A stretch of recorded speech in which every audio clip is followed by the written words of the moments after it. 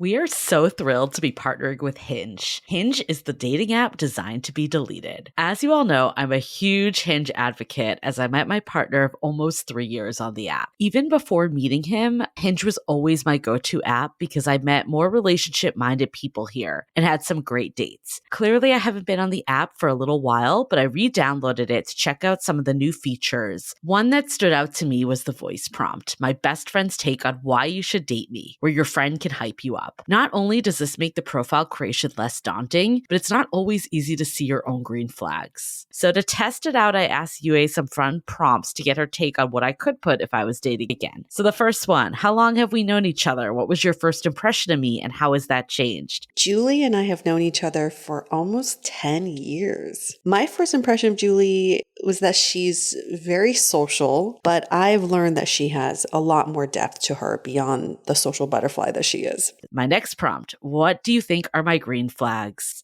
I would say she's deeply loyal. She believes in love, curious mindset, and she is fearlessly ambitious. And then last but not least, what kind of friend am I? Julie is the kind of friend who will always have your back, no matter what. Damn, that feels nice to hear. So download Hinge and try voice prompts today. Then find someone worth deleting the app for.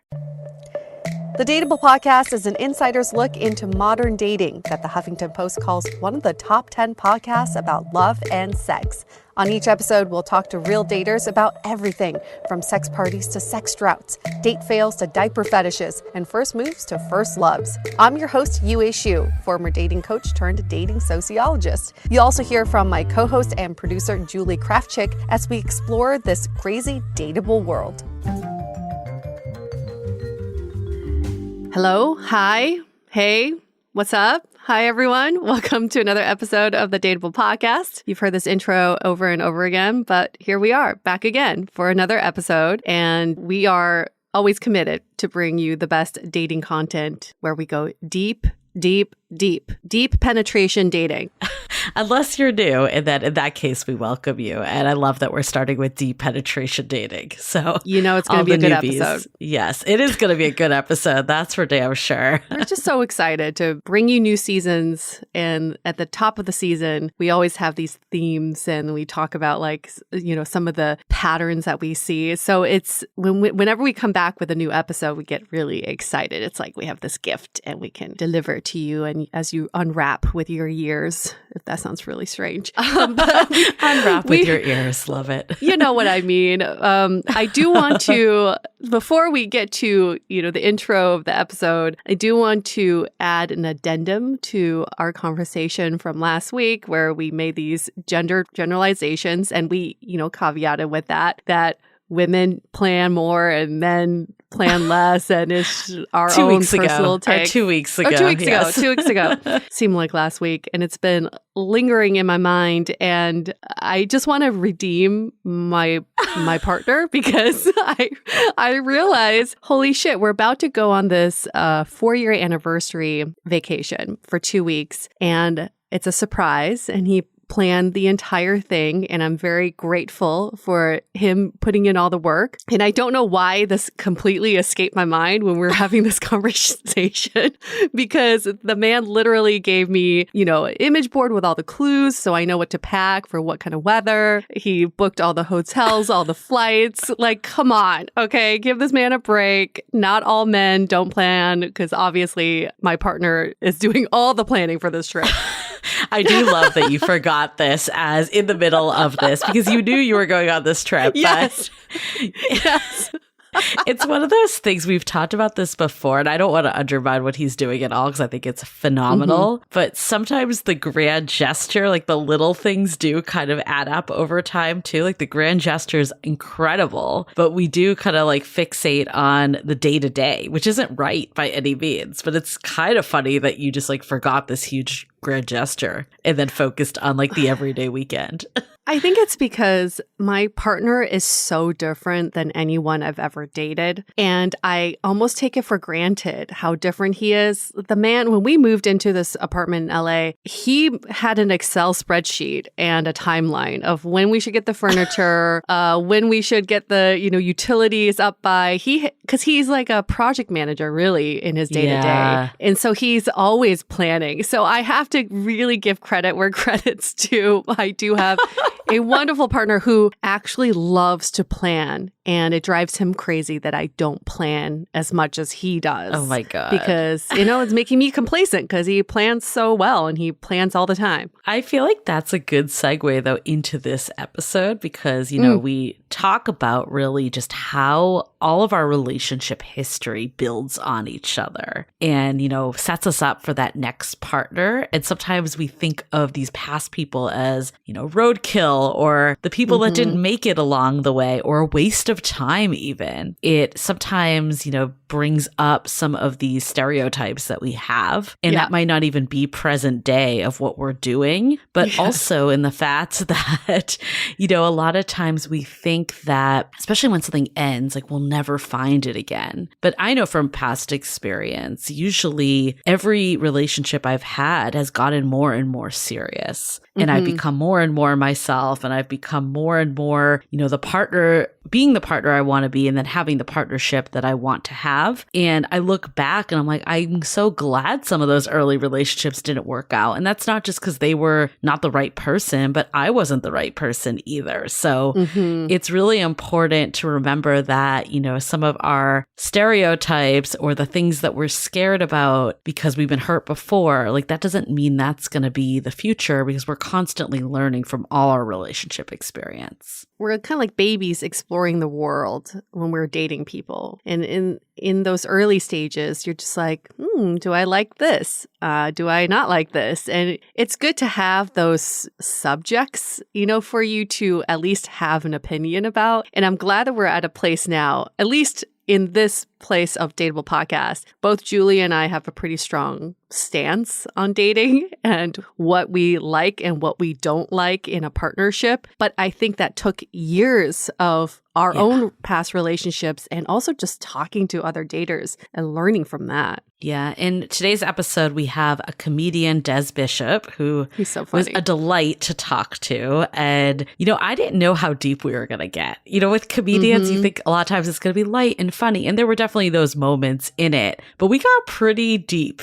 We got pretty deep into, the relationship we've had with others and also the relationship we have with ourselves, which is clearly a recurring theme on this podcast. And, one of the reasons we found him too, we'd been seeing some of his comedy, but also his now wife was on the Bravo show Summer House. Oh, yeah. And she also has a podcast that's pretty popular. Hannah Berner is her name. And I never had seen Summer House before the interview with him, but I had heard about it and had friends that watched it. It's and no I fuckboy caught up island. with it. It's, it's not, but it's pretty funny. It's pretty interesting. It reminds me of Real World, but in 2022 or 20. Right. I think it started like a couple years ago. So basically, like they all go to a Hamptons house and get fucked up and hook up with each other. And, there's a lot of relationships that have stemmed from it. And I actually watched the episode where Des came to the Summer House. Oh. So that was kind of funny to watch it after talking to him. Well, their relationship started while she was filming Summer House, right? So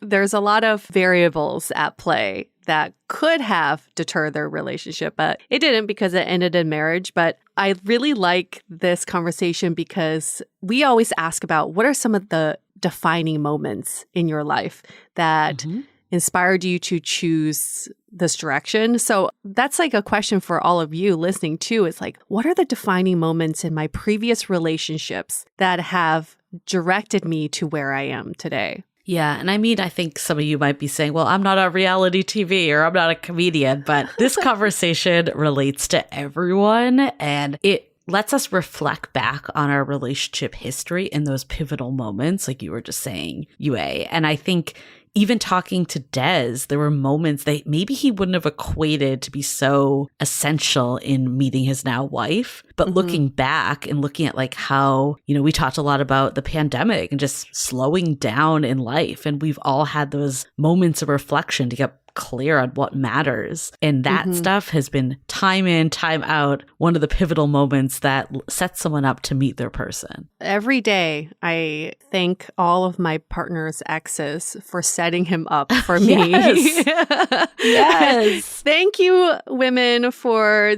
doing the things to get him ready for me. And I hope he feels the same way about my exes. It's not that it was a time wasted. It was perfect timing, actually, for those relationships to happen so that we can meet and be right for each other. Yeah, there was probably some girl that called him out for not planning enough, and now he's making Excel spreadsheets. Precisely. That is exactly what happened. And so now that's an area he works on. And I freaking love it. And you are reaping the benefits. I love it. Yes, I am.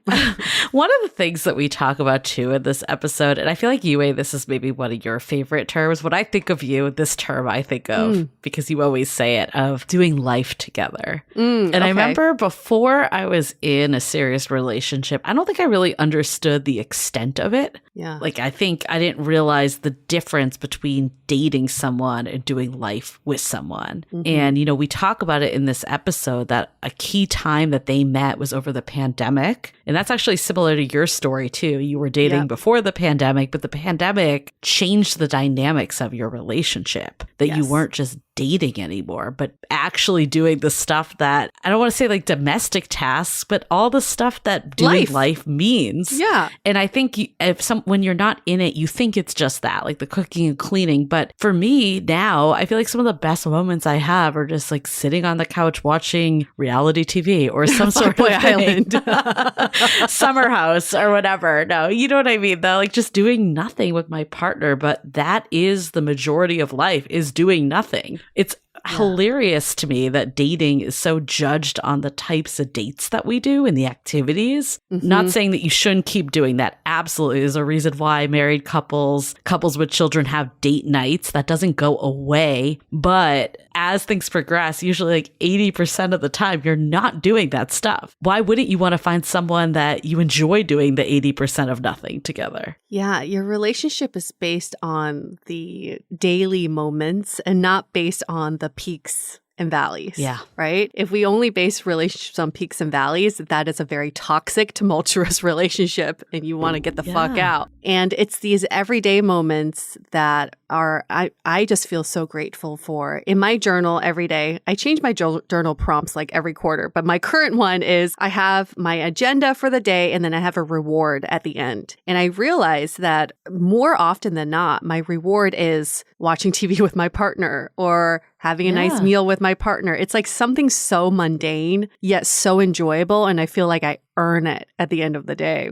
Yeah, I think the other part of relationships we don't talk about enough is just having the fact that it's just fun. It's like almost, I describe it that I have a sleepover with my best friend every night. Aww. And, we don't think about that, though. It feels like this tumultuous achievement that we need to get, but it's just the day-to-day simple pleasures. And when you're with the right person, I think this also is kind of a throwback to this building on relationships. I think in the past, it was always so hard, it felt. And it took me building on those relationships and getting clear with my own needs too, and not being afraid to say them. I would say that's the one thing I did different. This relationship, there was no holding back at all. But that was because I learned, right? And from the old stuff. But I think getting to a place where you can meet this person that it doesn't feel so difficult and you're just genuinely enjoying the life you're building together, that to me is what a relationship really means. So for all of our single listeners, before you say, shut the fuck up, I'm trying to do that.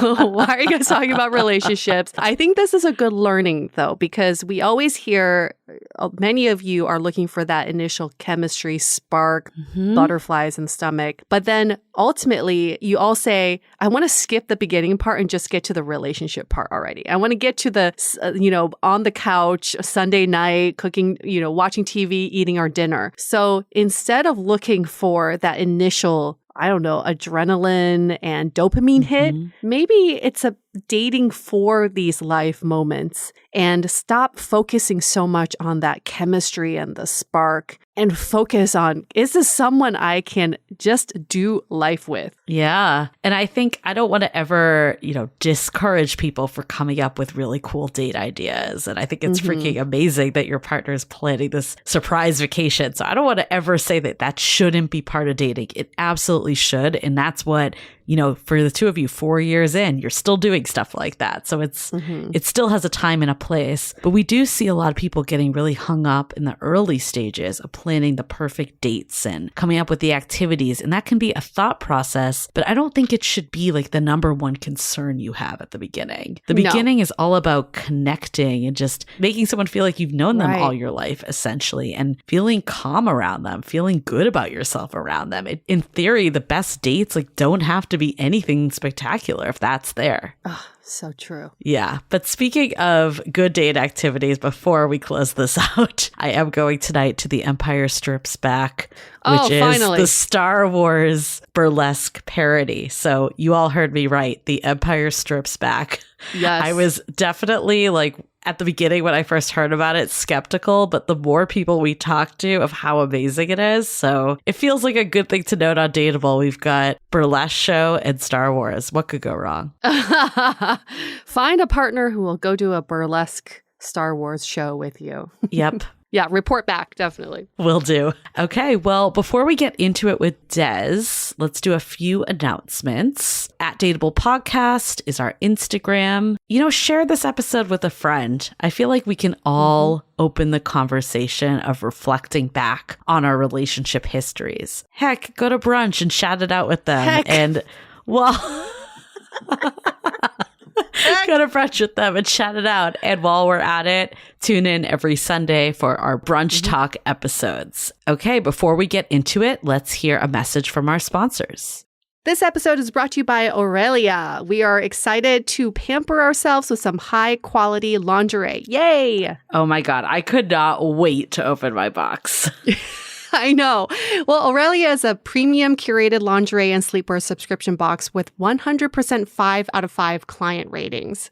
Yeah, and I love that you filled out a style quiz about your sizes and preferences, and then a dedicated stylist curated 2 to 3 pieces of lingerie or sleepwear per box. How fun is it having beautiful lingerie delivered to your doorstep? And I'm loving everything in my box, so it's hard for me to choose a favorite piece. I don't know about you. Same, but I am gravitating to this lace brawn underwear set that's black, that's sexy, but also comfortable. Comfort is key. The set I'm wearing at night now, it's this floral cami and shorts set. It's very light. It's perfect for the summer, and it is, oh my God, comfortable. And shipping's free for the US, UK, and Canada, not to mention Aurelia is owned by a beautiful and fabulous woman of color. For a limited time, Dateable listeners get 10% off their first monthly or seasonal box. Yes, just enter the code DATEABLE10 at checkout. Go to AureliaBox.com. That's Aurelia, AURELIA box.com, and enter the code DATEABLE10 for 10% off. This episode is brought to you by the book Twice a Quinceañera by Shamile Saeed Mendez. Instead of losing the deposit on her wedding venue, a jilted bride decides to throw herself a quinceañera, ×2, for her 30th birthday. 1 month short of her wedding day and her 30th birthday, Nadia Palacio finds herself standing up to her infuriating, cheating fiancé for the first time in, ever. But the same courage doesn't translate to breaking the news to her Argentinian family. She's hyperventilating before facing them when she glimpses a magazine piece about a Latina woman celebrating herself with a second quinceañera, aka Sweet 15. And that gives Nadia a brilliant idea. With a wedding venue already paid for and family from all over the world with plane tickets, this all sounds awesome. Until she discovers that the man in charge of the venue is none other than her college fling that became far more than a fling. Full of exuberant heart, Twice a Quinceañera is a pure delight for every person who needs to be their own biggest fan and who dreams of a second chance of first love. Find out more about the book at kensingtonbooks.com or wherever books are sold. Okay, let's hear it from Des.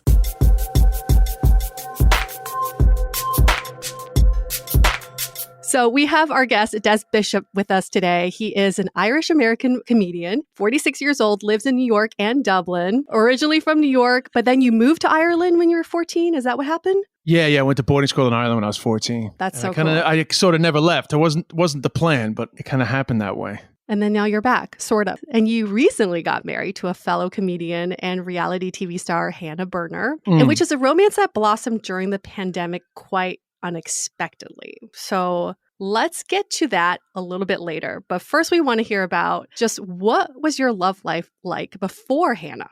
Oh, well, yeah, I mean, I was 44 when I met Hannah, so that's like a loaded question. Des Bishop, episode 1, part 6. But anyway, I mean, I've had quite a few long-term relationships, but I've also had, periods of time where it's quite casual. 而且你可能不知道，我也住在中国，我也有一个中国女朋友，你知道，以前有中国女朋友。哦，以前有，不是现在有。Oh my Des God, what's happening right now? Des just spoke perfect Mandarin to me, and he told me that he has a Chinese girlfriend that he corrected and said I forgot to add a love. I forgot to add a love. My grammar was off. The little things. Like you just change a little bit of a tone. Difference. You either have 2 girlfriends now, or you had a wait. previous Chinese girlfriend. This is a different story than we thought we were getting into. I saw you grow up in Beijing, but I lived in Beijing for 2 years, and that was before Hannah. My last serious relationship was actually with a Chinese girl, Xuan, and honestly, that could have got further, but she didn't want to emigrate. And obviously, she's a 80s. She's a post 80s kid, so she's like a little empress, and her parents weren't too keen on her disappearing over to the States with some comedian. It's not even like a thing over there. That didn't work out. I mean, fortunately, I guess it didn't work out, but that was my last serious relationship before Hannah. And then I had been engaged, a broken engagement in 2008. So I've had I've a broad story. So you'd have to throw a dart at the dartboard and pick a period of time, and I could tell you some stories. Oh, we will be doing that. Don't you worry. Okay, so when did your last serious relationship end with the Chinese woman? I went to China in 2013, but actually I didn't meet her till 2014. And then it ended up getting quite serious. But after my second year, I had to leave. I had like a full career. Like I'd left behind quite a lot to spend that time in China. And I mean, I really did love it. I wasn't dying to leave, but I did have to get back to doing stuff. And originally we had intended to to long distance it and then to have her begin to spend more time. But she never really let go of the idea that possibly I would give in and maybe live in China. Listen, love is a powerful thing. I would sacrifice a lot for love, but I was honest from the get-go with her. And a lot of our arguments were that she was going to be the one that was sacrificing more than me. But I said, I know. I mean, I completely understand that. But in my mind, I thought that she would grow to embrace the Western life. But in the end, she didn't want to do it, which is totally fine. So how long did this relationship last? And when did it end, relative to meeting Hannah? Oh, it ended quite a bit before Hannah. It ended, I guess it ended mid 2017. Okay. I mean, we were in denial for a year. Yep. It was I'd say it was a full year from when I met her parents to when we finally pulled the plug. But we did not see each other a lot for that final year. But we talked every day. We chatted every day. And what we had was great. I loved it. I really didn't think that it was going to work for that final year. But I was also very happy to keep it going the way that we were keeping it going, Yeah, well, it's hard because you didn't break up because it wasn't working. It's just there were so many barriers logistically, essentially, to overcome, which sometimes can be the hardest ones. And the last time I talked to her was at the beginning of the pandemic, a few years after we broke up, but she still wasn't married. It was she must be under ferocious pressure because that's the other cultural difference. Is that Chinese women, Shengnu. But I did a show about years ago, but I did a whole thing about the Shengnu. But I feel like the leftover women thing is faded to a degree in the big cities, but still. I guess she's 31 or 32. She must be under big pressure now. If she's not married, I haven't talked to her since the beginning of the pandemic. Yeah, we did an episode with fellow comedian Bernice E. Have you heard of her? I don't know her now. She has a whole thing about leftover women. About the Shengnu? Yeah, that's her really shtick. She's really funny. Oh, which is great, because it is fascinating. I did a live stand-up show about my time in China, and I had a thing about the Shengnu, and I went to the marriage market, and actually my mother visited me when I was in Shanghai, right towards the end of my first year, and I went to the marriage market with her, and that was really intense because when you're there with your parent, people take you like a lot more seriously. So my mother actually got Yes. What is the marriage market for someone that is unfamiliar? Julie, I told you about these where all the single people go. Oh, and yes. You like, I don't know about the one you went to, but it's like hundreds, sometimes thousands of people show up. Oh yeah, the one in Shanghai is humongous. So yes, like I don't even know how people find each other, but you basically post all your stats, how tall you are, how much you make, do you have a house, car, all of that. So it's like a non-digital Tinder profile, basically. Kind of, but then in real time, you try to find your match, and it's not just about dating; it's like marriage. Yeah, you're finding your match to get married. But imagine if your Tinder profile was run by your parents. That's really what the marriage market's like, because it's mostly parents and grandparents, and they're wheeling and dealing. The amount of dads that rang me, because I gave my number to some guys, because some of them were like quite happy to like, oh, this Lao, this foreigner, like seems to be doing all right. He's an option, especially like some of them, their daughters are in their 30s. They're like desperate, like I don't care. She can go to New York. I just need to get this girl married off. I'm sure there must be marriage markets in like Flushing Main Street and like real big Chinatowns in the States. I'm sure there must be, but I haven't found one that's like very obvious. They wouldn't have it in the U.S. because it's human trafficking. It's illegal. But Xiangqin, I think what the word is Xiangqin. Xiangqin. Yeah, Xiangqin. Yeah, like that's like setting people up. Like a matchmaking market. Yeah. Matchmaking market. So we're going to all your phases of life. Okay, so this is your Beijing phase.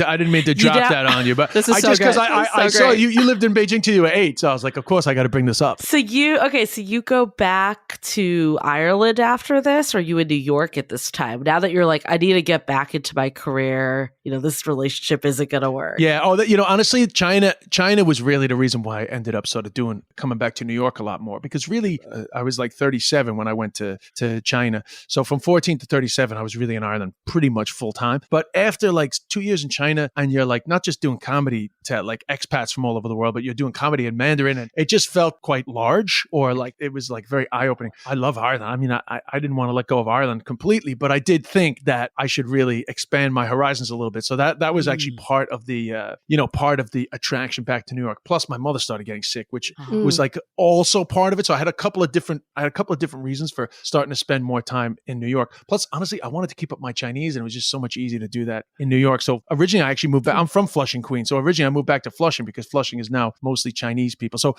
a lot of the coming back to New York was connected to my time in China. Interesting. And then were you dating like when you got back, or like what was life like before you met Hannah? Were you like ready for a serious relationship, or was kind of just happened? It's hard to know. I mean, after we did the long distance, then we broke up. I mean, I just went through a period where I just was like in a lot of like not long-term, just pretty casual relationships. I mean, whatever. I went gray and got into the Silver Fox category and stand-up comics.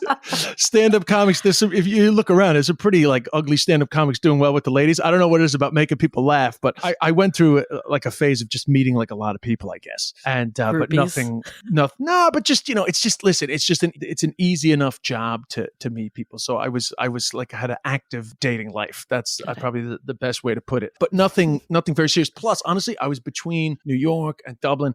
I would often like have something, decent, like I'd be happy with somebody, but then I'd be like disappear for 4 or 5 months. Right. I could think of numerous people that I met that I actually quite liked, but it was just like, it didn't work out. Like I'd go off to Dublin. By the time I came back, they were with somebody else.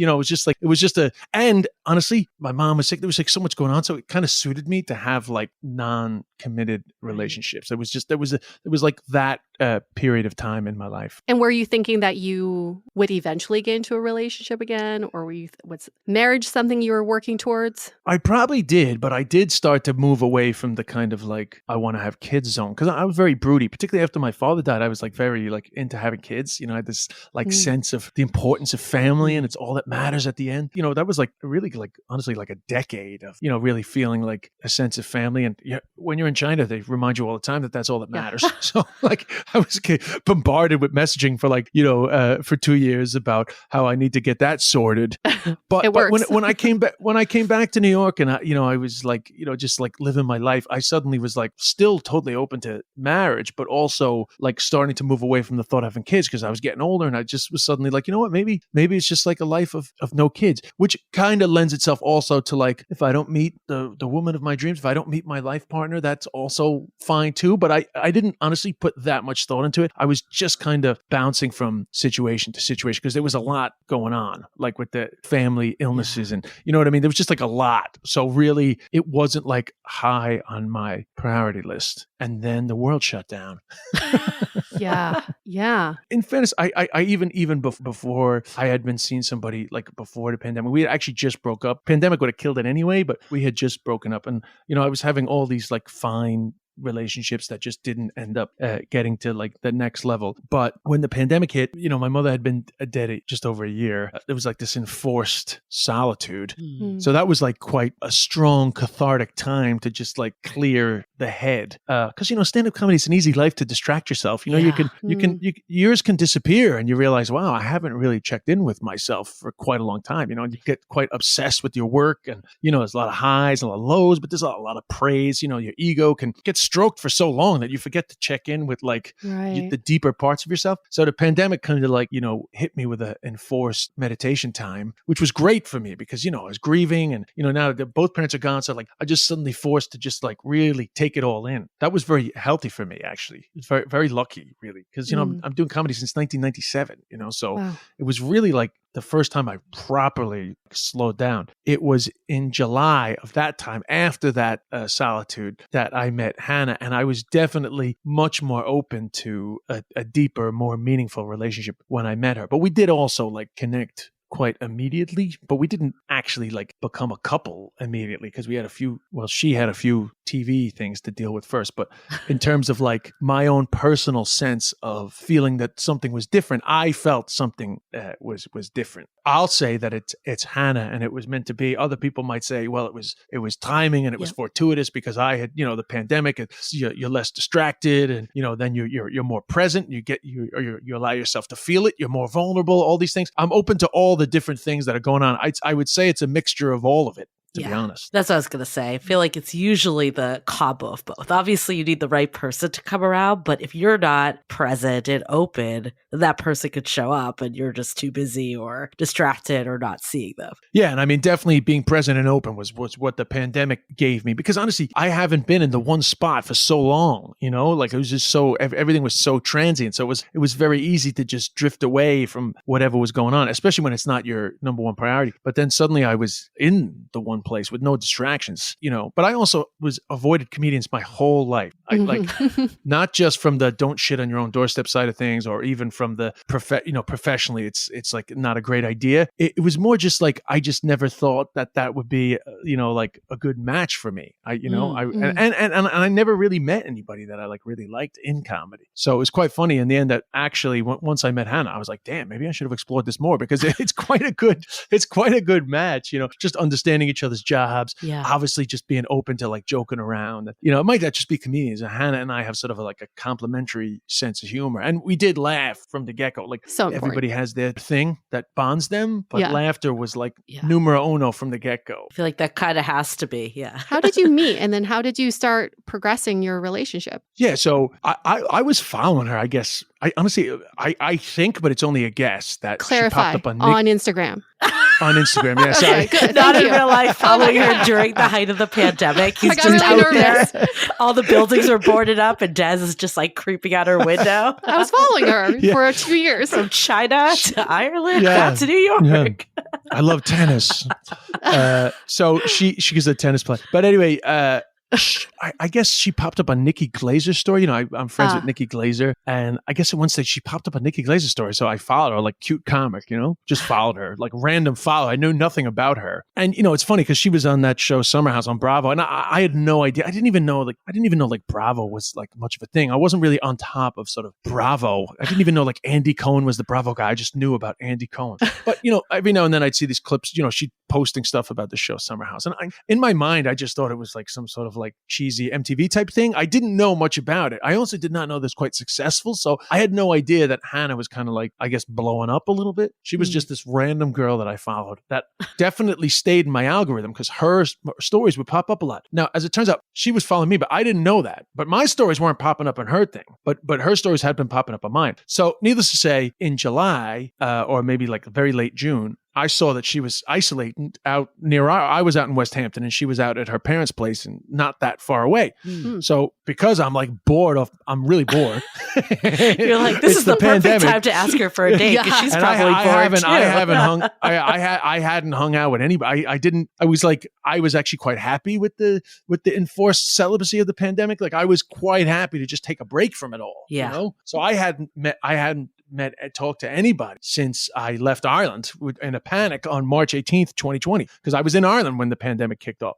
So I was like, hey, I'm not far away. You want to get coffee? And she was like, yeah. And then that was it. It was like a very 3 lines. Wait, had you talked at all before? Like, have you? No. I literally, I checked. I was surprised to see that she was following me. I didn't, it was just very abrupt and very quick. And I was like, I'll pick you up on Saturday at 1:00 from the ferry, because she was on Shelter Island. And, but then it turned out when we met, we hit it off straight away. But just for a bit of background from Hannah's side, when I followed her originally, I didn't know that she followed me straight back because actually 5 years before, she was just at the Comedy Cellar randomly during a kind of a transitory part of her own life because she had spent most of her life trying to be like a tennis professional, was a high-level tennis player, but never made it as a pro, and then burnt out and decided she couldn't do it anymore and just got into a marketing job and was very much in a transition part of her life. And she just randomly went to the Comedy Cellar and had seen me and thought I was cute or whatever, but I was going on about living in Ireland. So she just whatever. I mean, she wasn't going to do anything anyway, but she registered me at that moment. Yeah. So when I followed her back, whenever I followed her, which we don't even know when that was, she was like, oh, that's that cute comic I saw 5 years ago.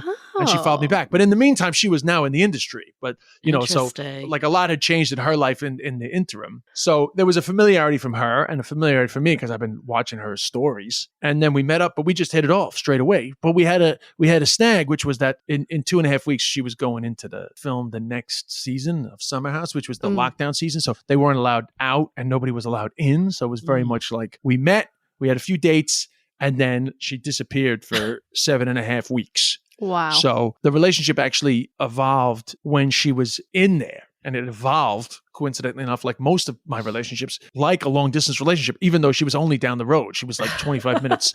Oh, you can't see each other. She was 25 minutes down the road in lockdown, and she had some stuff she needed to resolve on the show, which, the show is the show. It's a reality TV, but it is what it is. Wait, when you say stuff, she had to resolve with other dudes or with others? Another guy. Yeah. Okay, she had a fling. She had a fling with a guy in there, and got it. Okay. She had to call it off. Reality. Well, you never. Listen, I told her we had just met. So I was like, listen, this is this is your job, but also your life and your job mix, because reality TV is just a very odd world. Yeah. But don't let a guy you just met get in the way of whatever it is you need to do. I wasn't involved in it. At that time, I wasn't involved in it, but I wanted her to just go in there and be free of the concerns. But we had probably, crossed the line a touch to where that wasn't going to be super neat and uncomplicated for her. Okay. For me, it was irrelevant because I'm not in there. You know what I mean? I'm not locked in a house. But right. But for her, it was probably it probably wasn't ideal timing. But it is what it is. It's difficult, because you don't know. Reality TV is reality, except that you're trying to do things based on what you think the producer should do or what will look good on TV. There's fake reality. It's not. It's not an easy thing to navigate. It's not an easy thing to navigate. Yeah. So that was like a challenge for her and a bit of a challenge for us in the early part of our relationship. But that ended after 7.5 weeks, and then we could just get on with being normal. Which it was still a pandemic. So it was great because we had a lot of time. Our joke at the time was that the pandemic is great for the beginning of a relationship and it's terrible for long-term relationships because you just get so sick of each other. Whereas at the beginning, you can't get enough of each other. So it's isn't this great? We have so much time to be with each other. So that was great. That was great for us. But I think it destroyed a lot of marriages. Yeah. It's the people who never period. like being around each other. Perfect. Yeah. Oh, that is so interesting. So the show ends and you two are still connecting during this time. And when was that moment where this became really serious? I mean, honestly, it was serious before she even left the house because we started talking like every night. So our relationship, like I said, like our relationship kind of evolved while she was in there. So we ended up just like talking a lot, like every night, like for hours. Okay. And by the time I ended up going in there, because I was like so desperate to see her, I ended up going in there for like a weekend when they allowed visitors to come, like you get COVID tested and everything. Wow. And so by the time I went in there, which I guess was about 6 weeks later, you know, we had become quite serious in terms of talking like every night kind of a thing, you know. So I would say that by the time she was done, we were like committed to like giving it a shot. So did it like ramp up at all while she was in there? Or was it kind of like from day one when you had that first date? After that, you were kind of talking? I mean, it ramped up. It definitely ramped up more for her than for me. I Okay. had this sense of like she was the one from the minute that we met. Interesting. Whoa. She was a little more cautious. Well, number one, because she's a woman and has gone through the world of the fuck boy. And you know, like we're trained to be cautious a little. Yeah. Another like, you know, comedians coming in to sweep you off your feet. And then, you know, like 3 weeks later, you're like, why is he not texting me? Whatever, you know. So she had the natural caution that you would expect from like a woman of her age. And then, you know, she had the caution of like the show and not knowing what was going on. So she was, you know, not as like diving in, a sense of diving in as I was, but I was pretty sure. I was, you know, I've been around the block, and I was pretty sure that it was a unique connection. You know, I was pretty confident that it was a special connection. So I wasn't too concerned, but I definitely had a little bit of the infatuation. If you listen to my podcasts from that time, I was pretty heavy on the infatuation. And because, you know, I'd had these months of like solitude and grieving, and there's like a lot of emotions going on. Right. I actually found those emotions quite overwhelming. I had an episode of my podcast where I was like looking up the hormones of love and what they do to you physiologically. So was this like something were you like this with other people, or was this just new? Like this is something that this one was quite, I mean, probably maybe once or twice in my life, but I mean, it had been, number one, it had been a long time, and definitely this was a strong one. And that was very much the stuff I was expressing at the time. You know, it can be hard to remember now, you know, like, you know, because now we're married, we live together, you know, it's just like we just have our life. Right. But at the time it was quite unique. I mean, it was definitely overwhelming. I mean, I was overwhelmed, and I was definitely like love struck, and, you know, all the things that I started doing like some therapy because like the intensity of emotions was so strong. Wow. And I was talking to the therapist about, you know, she was talking about like infatuation and, you know, what's like energy and what real relationships are. And, you know, so I took it quite seriously from the get-go in terms of like, you know, trying to decipher between, you know, those like flippant emotions, that the emotions that can fade over time, and what's real behind it. You know, what really is about why this person is special. You know what I mean? So what did you find out? Because timeline-wise, you moved relatively fast. You got engaged, how many months after dating? Oh, like 6 months. Yeah. Wow. Yeah, it was all very fast. But but the truth was that I knew quite quickly, you know. Now, it was just a case of if she was on board. So she was on board relatively quickly too, because after she got out of the house, she moved in like in October. So we met in July. She moved in October. You know, then we were just like living together and getting along fine and dandy. The show came out, that created quite a lot of stress. But once we got through that stressful period, then it was like, and in fairness, I was the one that was pushing for the engagement. You know, like, I don't know. I was just like, fuck it. I mean, it was the pandemic, you know, so there was just like nothing going on. So our joke was that a pandemic day is like a one year, you know, like one day in a pandemic is like 7 days. So you basically were together for like 10 years, right? Yeah. Yeah, it didn't feel as quick as it was, honestly. And it was very, you know, just jumping forward only to look back. There wasn't many times where I felt like, wow, actually, this is quite fast. Like, do you know what you're doing here? You know, I didn't really hit off too many cautionary periods. And honestly, I didn't hit much caution from like any of my friends or my family because, first of all, everyone loved Hannah. Like, everyone really liked her, and everyone saw straight away that we were like a good match. You know, like everybody thought that this was a positive. Plus, you know, whatever, I was 45. It wasn't like everybody was like, it wasn't like everybody was like, you sure? You know, it's like you're like the 30-year-olds in China, right? They're like, just do it. You might as well give it a shot. You might as well give it a shot. You're no teen bride here. Yeah. And Hannah's younger than me, obviously, but like, she was heading towards 30, she was heading towards 30. So it wasn't like she was feeling like she was too young to be thinking like this. So all that stuff was fine. And yeah, like all my Irish buddies, like my closest friends. I mean, first of all, they're all married. Once you get past the jokes, are like, you sure you want to, do this? But they all thought that she was great and that she was like a good pairing for me. Cause she's like super sporty, super competitive, but also like understands comedy, doesn't like care if we have to part for a few weeks at a time to do shows. So there was like a lot of practical stuff on top of the like serious emotional connection. It was just like a lot of things that just fit. Yeah, I was going to ask you said that you've had your share of relationships. You're no spring chicken. Like, what was it that you were like, this is different? This feels right. Yeah, it's very hard to say. It's very hard to articulate like what is it, but it was a feeling anyway. Initially, it was definitely a feeling, a sense of wow, I haven't felt this way about somebody, And then after that, it was like became like fact. It's like, wow, this is actually a great life because like of course like the infatuation is there, and then the love is there, and the sexual relationship is great. Like all the stuff is good that's supposed to be good, but then there's just that deeper thing of just like. It's just like a nice life. I don't know how to describe it, but it's just like we can chill together too. And, everything about it is fun. I mean, life's not perfect. Like I can't say that it's all going to turn out to be perfect, but so far, and also just like on paper, it's just like, this really does make sense. Well, I think it's like, in today's day and age, everyone's looking for, that best friend, soulmate, life partner, a lot of stuff actually, which makes modern dating hard is you want to find someone that kind of checks all the boxes. But I think when you actually do find someone that you feel that way with, like this is rare. I think that's what's the benefit of having more of these expectations. Yeah. And it was lucky that we met. It was like serendipity or UN-fin.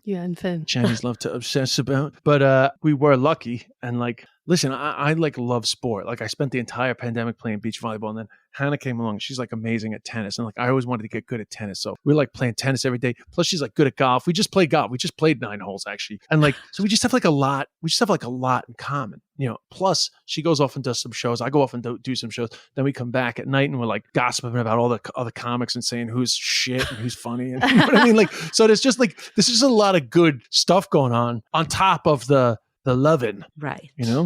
Let's hold that thought for a few messages. This episode is sponsored by Via. We all know there are things that can help set the mood in the bedroom, but did you know a little THC could also do that? Yes, Via has developed a unique blend of pleasure-enhancing cannabinoids, libido-strengthening herbs, and a low dose of THC all into one mind-blowing gummy called High Love. This gummy, wow, it will awaken your senses, increase blood flow, and intensify any sexual experience. I've been pleasantly surprised by the High Love gummies because it is just the right amount of THC for me to have a good time without feeling sleepy. And hey, if THC is not your thing, Via also offers a wide array of other gummies without it. And everything legally ships in 50 states with discreet packaging directly to your door. So if you're over 21, you can get 15% off and a free pack of award-winning Dreams THC plus CBN sleep gummies with our exclusive code DATEABLE at viahemp.com. That's VIIAHEMP.com.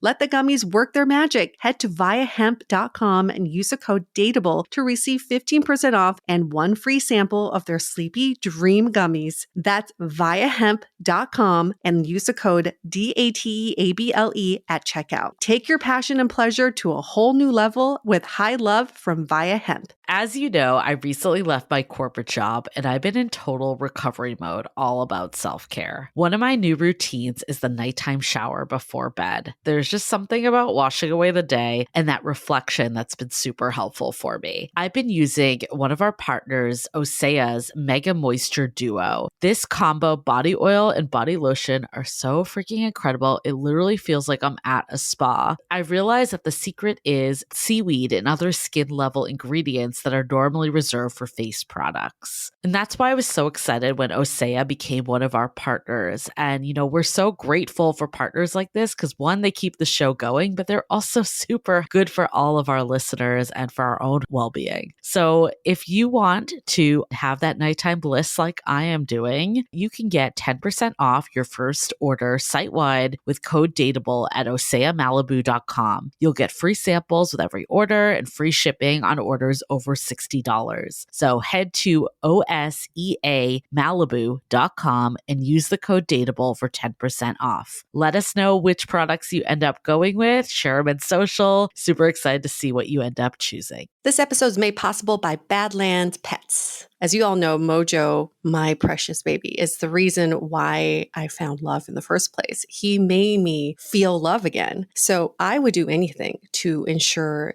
his health and longevity. And actress Katherine Heigl and I have that in common. She's helped save over 16,000 dogs through her foundation. And after doing a ton of research, she feels there's one place we can look to improve any dog's health, and that's their food. So fortunately, she found that just by adding a few special superfoods to her dog's food, she saw huge transformations in their health. So she's made a 20-minute video explaining step by step how anyone can do the same thing to see incredible changes in their dog's health. I've definitely re-looked at what I'm feeding Mojo and making sure that, hey, he only has one life to live, and I want to make sure it's the best damn life. So if you want to keep your dog healthy and happy, go to badlandsfood.com/dateable and watch Catherine's video right now. Again, that's badlandsfood.com/dateable. So what I find very fascinating about your journey is that you weren't looking for this. You were not looking for love. You weren't prioritizing finding a partner. You were in a place of solitude and also just grief, I would assume.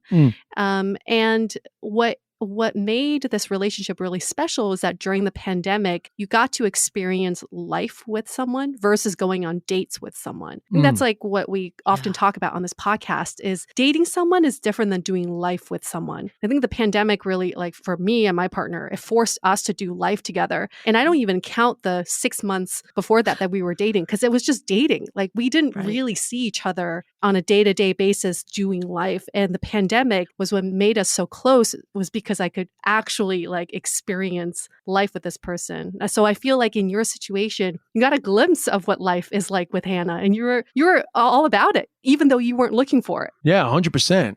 And like I said, that was definitely luck. And listen, it wasn't all smooth sailing. Like I can't stress enough that the reality TV stuff is... It's very heavy. Yeah. And, she really got like a rough ride with the internet and all that stuff at that time. So we had to ride that out together too. But that only made us stronger. You know what I mean? And it was great to be there for her for that. You know what I mean? And also to learn to navigate, because like sometimes obviously if like things are causing stress in your life, especially things that you're not causing, you know what I mean? Like it's very easy to get angry at the other person. So we had to navigate all that too. So we really had like a fast track, intense kind of like life. It was almost like a life obstacle course to make sure that we were ready to actually spend the rest of our lives together. Because we dealt with quite a lot from the highs and the lows in that first sort of year. But in saying that, we probably will have kids, even though I was saying, I could honestly not have kids now. That's just a personal thing for me. But Hannah wants to have kids, and I can also very much have kids. Right. Like I'm not against kids at all, but like I would have been open to either way.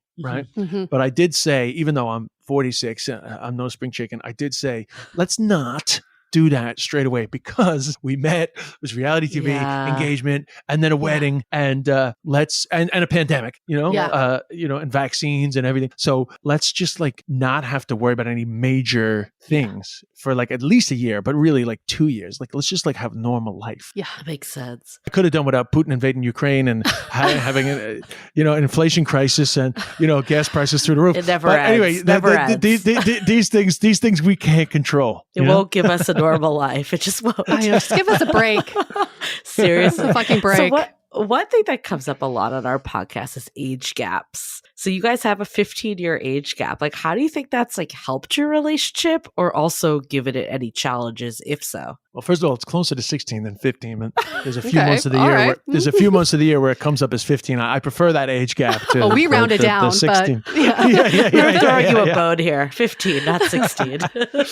Yeah. Well, the age gap is like completely irrelevant for us. You know, I've dated younger women before, and it's never been an issue in our relationship. But there have been times where, like, you know, it's just us and like nobody else. You know, as in like our social lives never intertwined. But with Hannah, it has just not been an issue. Like, there's just no sense. Like, I don't know if maybe I'm immature and she's mature or whatever, but like for example, like all my buddies came over for the wedding and they stayed here in this house out in West Hampton. And like Hannah was with us for the first couple of days before she went off, and like Hannah was with her family to get ready for the wedding. And it wasn't a bachelor party. I didn't have a bachelor party, but like there was kind of like bachelor party vibes of just like the lads in the house. Yeah. And like Hannah was just like in with us, in with all my buddies. And it was like very natural. It wasn't like, so there's never been a sense of an age gap being an issue for us. But I do understand the positives and negative age gaps. I'm quite shocked how much people discuss it because I really think it's not that big of a deal. However, you know, in the case of Hannah, any of the potential pitfalls just do not exist at all. I mean, we have plenty of jokes. We joke around, and like the fact that like I'm in between her parents and her, right? So I'm actually like a touch closer in age to her parents than I am to Hannah. So we make jokes about how like I talk to like her parents about Back to the Future, and Hannah's like, what? And it's like, whatever. It's nothing to do with you, you know, like stuff. But in actual fact, there's no. For us, it hasn't come up as a thing other than like the haters are going to say shit, and then we're going to joke around. Right. Like Hannah in her wedding speech said, you know, sometimes I wish I'd known you earlier, and I think about what it would have been like, you know, to be with you when you were in your 20s. But then I remember that I was in kindergarten, stuff like that. But we're fine with it. It's good stand-up material for you guys. Yeah, particularly for her. Yeah. But then you know, her I don't know, like in comedy too. I don't know. It just seems less of an issue, like amongst comics. Like it could happen, you know. So for us, it's not an issue. However, I don't know what comes up when you guys talk about it. I've definitely had numerous age gap relationships, and it's always a fun topic. Yeah. And then also you talked about how you haven't really dated comedians before. So what is it like being married to one? Yeah, I mean it's great. I mean, that part has definitely surprised me, like how much fun it is. We don't have a too crisscross too much in terms of like our job, but like she's a New York-based comic now. I'm a New York-based comic most of the time, so like I see a lot of people that have just seen her. She's seen a lot of people that have just seen me. So it's quite fun actually. Like we're all just like, you know, we're all in the mix together. There's very rarely any sense of like it's too much, like I want to shut off or anything. You know, like there's never a sense of like she comes home after I've been doing shows and like she wants to talk about work and I'm like, oh, I just need a break from comedy. Like it's never really like that. It's always fun, you know? Yeah. And I mean, because I'm a little older, I've been doing comedy longer, like I do enjoy like a touch of like the kind of like mentoring role, like trying to pass on a bit of wisdom. But I have to say that she's doing well. Like I would say right now she's like doing better than me. Like she's killing it. So there's no sense of me being like this the senior person of professionally. I just have a little bit more like on stage. So I just like try to pass on like stagecraft stuff and also like industry stuff where like what's real and what's bullshit. Because obviously the industry has a lot of spoofers. Yeah. Spoofer, is that I don't know. Spoofer is a word that you guys get. But yeah, Let's so I just try to like pass on, you know, little things. Because like one of the killers in our industry is like, you know, getting excited because some spoofer is like, you know, promising the sun, moon, and the stars. And like, it's always good to like try to keep an even keel in our industry. Less disappointment. Right. I mean, I think anyone that dates someone in a similar industry could probably relate. There's a balance of, you know, this is your personal life versus professional life, but also there's a reason why you chose your profession and you want to share that with someone, and especially you if you've been around longer. Like, I'm sure there's a lot of wisdom. How do you kind of balance, you know, not stepping on toes with that, or is that really not an issue at all for you two? Yeah, that's not an issue. Yeah, well, that's always the that's always the way. Well, the good news about being married is the friendly competition then kind of fades because her money is my money. So exactly. Now it's all together. You're like rooting for the other person. You're like, go, you're a team go, girl. now. Yeah, you know. But I feel like that's the way it should be, right? You're a team. That's the whole point. Yeah. I have to say the comedy side of things has been nothing but nothing but a positive. Like even just yesterday, we were like sitting down and like just breaking down like one of her bits. Yesterday morning, I was expressing some frustrations I was having myself, and she was like giving me some suggestions back. So it's only, that stuff is only positive. Plus, she's just better at getting like industry gossip. So I'm quite happy for her to come home and fill me up with all the latest news from the industry. The tea, exactly. Yeah. I didn't even know what tea was when I met Hannah. I learned about what tea was. That's the benefit of dating someone younger. You get all the lingo. Exactly. Exactly. You're like, I know what tea is, but I just don't know what tea is. Yeah, the tea. Listen, I very quickly learned the tea. You know, I mean, especially when you are the tea, according to her, like Giggly Squad fans. I was the tea for a while. Oh my God. But anyway, yeah. So good. One of the things that I feel like comes up, and I think women maybe feel this more, but I would argue that men do too. It's like there in society, there's timelines that we all hear of, you know, you should get married by 30, and you were engaged at 30. And, you know, didn't move forward with that and ended up married, I would say, quote unquote, later in life. UA and I are probably like in the middle of you and Hannah age-wise, so definitely not a shade thing. We're later in life as well. Oh, I would not take it as shade anyway. I guess, like, what benefits do you think there were for actually holding out a little longer till you were in your 40s? Yeah, well, I mean, the benefit of accidentally holding on, I would say, because I must say there was a couple of times where I was like, damn, I can't believe I ended up being somebody who's like quite late, not married. You know, like it was kind of like I sort of surprised myself. I mean, I honestly, I don't know if it's benefits versus negative. I can definitely think of both, you know. I guess the good thing about waiting longer is, you know, you've made a lot of mistakes. You know what's real and what's not, what's important. You know, it's easier to stay calmer. You know, I think it's probably easier to know when you're wrong. You know, I think she might disagree that I said that, but you know, it's just like life, just being older, you're just like calmer, right? I think. But, you know, there are negatives too. Like if you do have kids, you're going to be like an older dad. You know, you're probably going to complain about back pain a lot more to your 5-year-old child. You know, energy wise, you know, energy levels might be like, you know, like if I could do it again, if I was going to do it again, I would go back, have kids when I was younger. That would be the only thing. But what I will say is that like, it's neither positive nor negative. It just is what it is. And it's like totally fine. You know, like I'm definitely totally fine with it. But, you know, if you happen to end up in this way, I do think that there will be some positives in terms of like your own, you know, once you're not too set in your ways. That's the problem, is that it's easy to get set in your ways. So you have to make sure that you don't get too much like that, because then you just become too undesirable. Right. There is that balance for sure. Yeah. I mean, listen, I have misophonia as much as the next guy. I don't like the sound of chewing. Like we all have certain things that we get intolerant about. But you know, you don't want to be overly like old and crabby, and then suddenly like nobody can fit into your you know, your very rigid routines, you know? Yeah. Kind of staying open and flexible is the theme that I hear. What about the people who've been in a series of long-term serious relationships, maybe have been engaged once or twice, and are at a point where they're about to give up? Like, I've done it, I've seen it, it's not working out for me. What would you say for those people? What is some advice you give to people at a crossroads right now? Well, first of all, you're powerless. That's what I mean, like the great thing about this life is that actually like there's no guarantees on anything, you know, and there's no guarantees that whatever you think you want to happen will actually be the better thing for you. Right. So there is a great freedom in just knowing that it will be what it is and it will be fine. You know, like there have been many versions of getting through this life and everyone gets through it. Yeah. So you definitely shouldn't panic. But also, you know, don't give up. That's definitely, no matter what age, like dating is fun. So don't give up. And I'm sure this comes up a lot, but you gotta like take it out of its extreme important position, because that's too much pressure. It's very hard to exist in that place where the importance is greater than it should be. Right. If you're so concerned about getting married, then you're like, I feel like it's very easy to sort of rush, freak people out, you know? But I think you better find a divorced person. I think, you know, if you're in the game a long time and you're starting to panic, I think go for like a divorosed person. And let them bring their mistakes.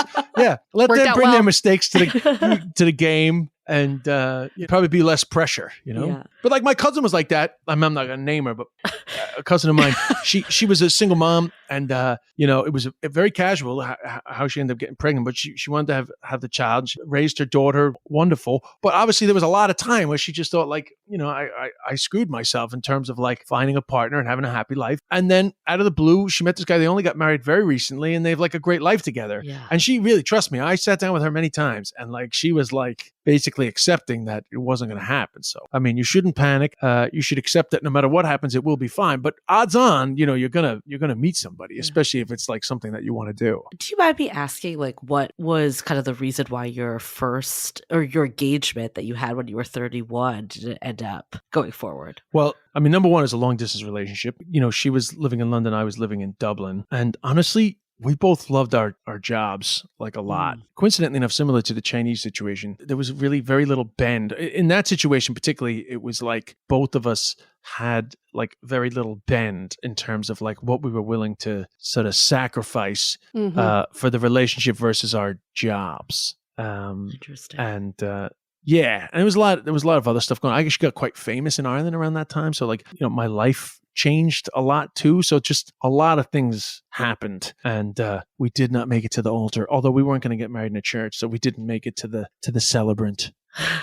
To the paperwork. Yeah, it sounds like you and Hannah just have figured out how to like balance your careers and love life together a lot more than in the past. Yeah, but I had a lot of demons. I stopped drinking when I was 19. I had cancer when I was 24. I've had like a very eventful life, and honestly, Hannah just met me at the right time. It took me a long time to get comfortable with a lot of stuff that went down in my life.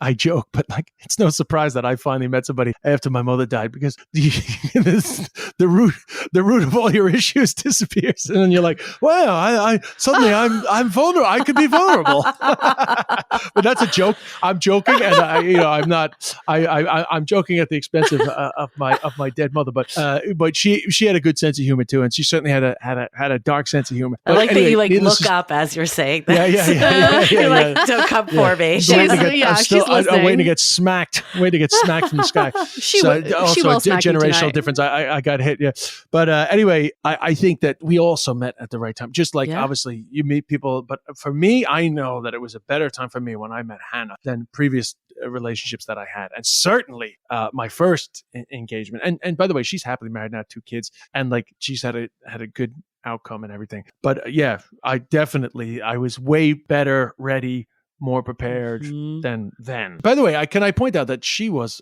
an amazing person, and long after it finished, I always said that we were definitely the right couple at the wrong time. I mean, I definitely think if we had been more like on top of ourselves professionally, like it might have worked, but it was not good timing. I mean, we've done a lot of episodes on that. It's like right person, wrong time is wrong person ultimately. And I say I say that to my partner too all the time. I'm like, I wish I met you 10 years ago so we'd have more time and all this. And I'm like, we would not be ready for each other at all because exactly. I was a different person and so were you back then. And so much of it's that. I think like we put so much pressure on finding this person for us. But, I guess I'll go into takeaways, but I think like a big part of it is like, how do you become this person yourself? And sometimes it might be intentional that you're taking the time to figure yourself out, or maybe it's less intentional and a pandemic comes and, a series of other events that cause you to, get that solitude and really take it all in. This is a recurring theme that we hear over and over again, and there's so much to this. I think the other big takeaway I have from this conversation is, you said it, Des, it's like, while dating can be important and finding that person is important, it's not your entire life. And, like we do have to balance it. People, I think, will say like, oh, maybe it's unromantic,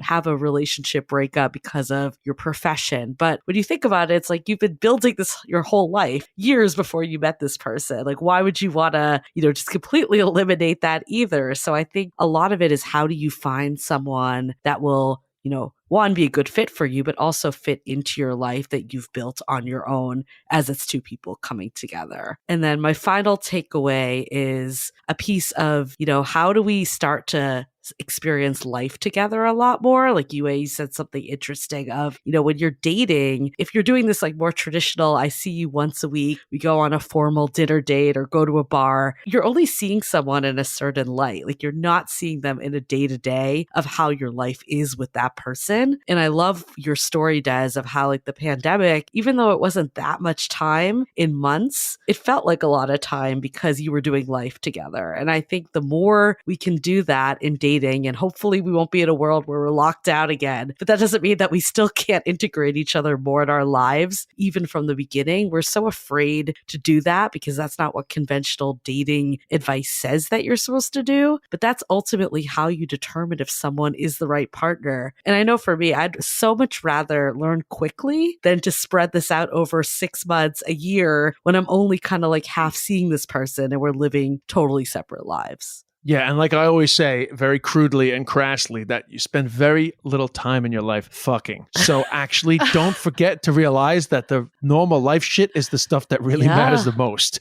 So many people get hung up on the infatuation and the love story. And trust me, the love story is great. But in the end, the life story is so much more important. That's like Esther Perel, right? I'm literally like kind of half copying her there. But that is we'll quote you, though. That is, no, but that is the stuff that's the stuff that really matters, And I think actually, if you're going to ask to add to your earlier question about like when you're older, what are the benefits of when you're older? I think the benefit of when you're older is that you know that. So it's easier to not get caught up in as much of the, honestly, let's face it, people's how they look physically, like the stuff that you think is more important is actually less important. Right.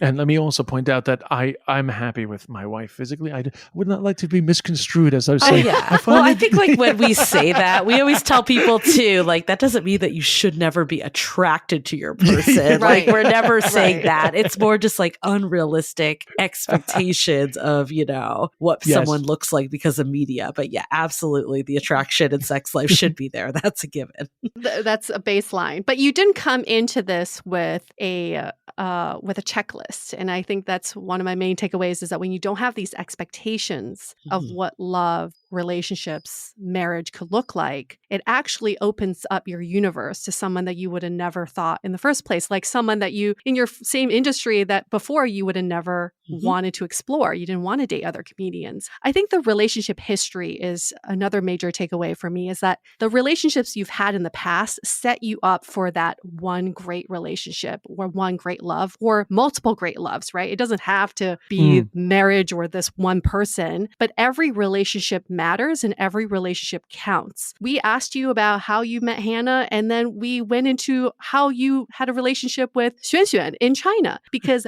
her experience and your relationship with her set you up for the next relationship and then the next relationship. So it's important for us to understand that we're not wasting time when we are in these relationships that don't work out. They actually do pave the way for our, the big love of our life or the loves.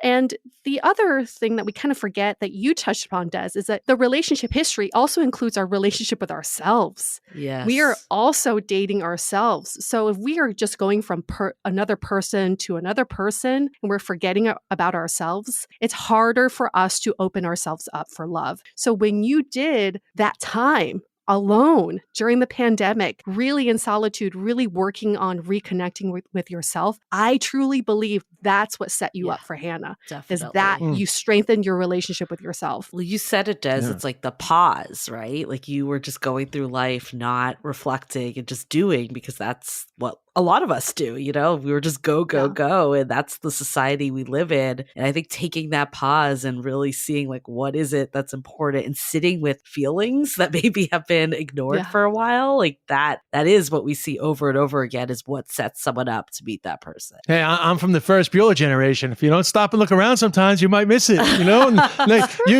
it's very easy to forget to look around. It's very easy. Definitely. Des, love it. Thank you so much for this conversation. It's been phenomenal to have you on our show. We didn't really know where this conversation was going to go. Like, we had some stories that we knew about, but it's so great to hear it from you and your journey. If people want to learn more about you, where can they go? I mean, I'm at Des Bishop on Instagram. and facebook.com/Desbition for people who still use Facebook.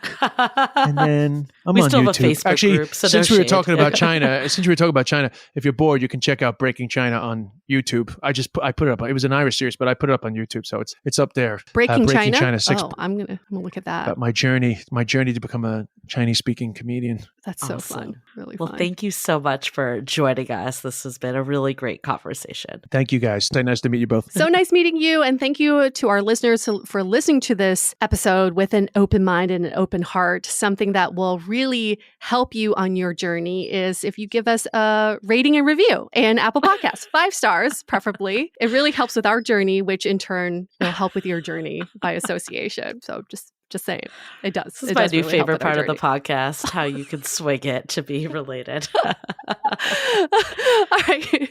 On that note, we're going to wrap this up. Stay dateable.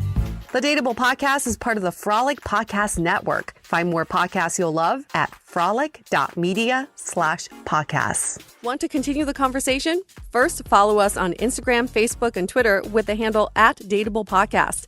Tag us in any post with the hashtag StayDateable, and trust us, we look at all of those posts. Then head over to our website, dateablepodcast.com. There you'll find all the episodes as well as articles, videos, and our coaching service with vetted industry experts. You can also find our premium Why series where we dissect, analyze, and offer solutions to some of the most common dating conundrums. We're also downloadable for free on Spotify, Apple Podcasts, Google Play, Overcast, Stitcher Radio, and other podcast platforms. Your feedback is valuable to us, so don't forget to leave us a review.